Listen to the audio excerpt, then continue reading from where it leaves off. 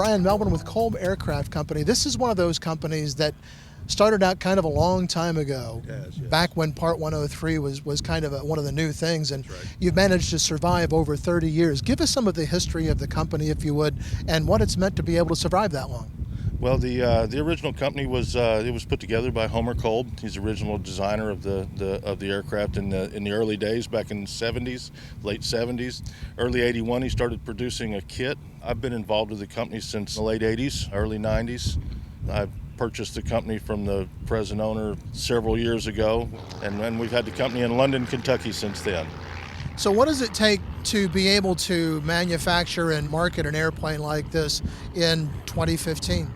We promote it every air show, every event that we can get to, so we can show our product. Of course, we have a great history, a lot of years with no issues with our airplanes. You can do a lot of research and find no negatives about Kolb Aircraft. We've prided ourselves in taking care of our customers and not getting anything negative going against us, and we've managed to pull that off this far. It means a lot that everything's paid for, and we don't owe anybody anything. So we're able to stay in this weak economy. Not a lot of people buying toys right now, but we're holding out. They'll come back. I've been in this most of my life. I've seen it come and go, and this is a little down period. It's starting to feel like it's coming back up a little bit right now, and we're proud of that. Tell us a little bit about this Firefly Ultralight that we're standing in front of. Well, the Ultralight Firefly, it's a 103 legal. Plane basically weighs less than 254 pounds, carries less than 5 gallons of fuel, has only one occupant. In that case, you have to have no pilot's license. You still have to have training. And then we also, of course, have all our experimental models above that.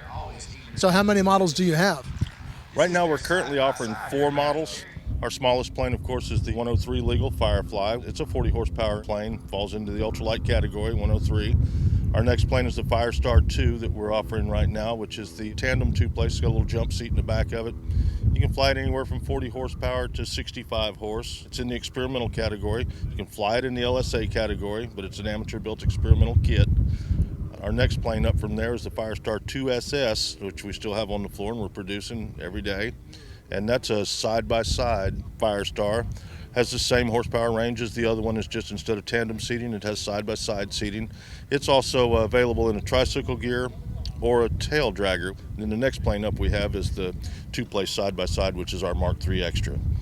And the Mark III Extra will take up to 115 horse, cruises 100 mile an hour.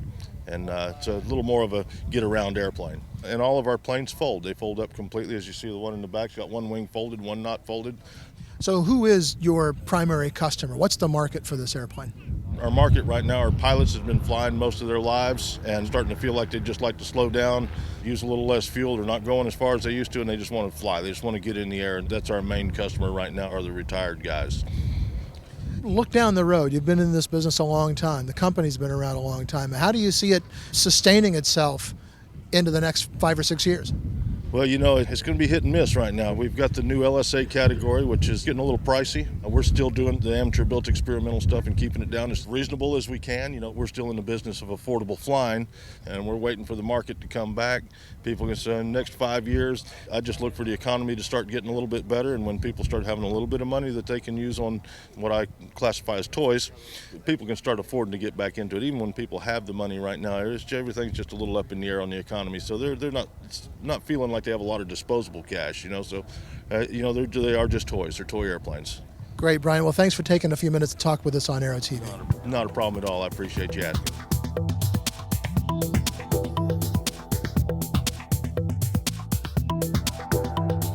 Aero-TV is brought to you by... Since 2001, MGL Avionics has produced avionics for experimental and light sport aircraft. The flagship product is the IEFIS, a comprehensive next-generation flight, engine, and navigation instrument designed to meet the demands of the modern pilot. See more at www.mglavionics.com.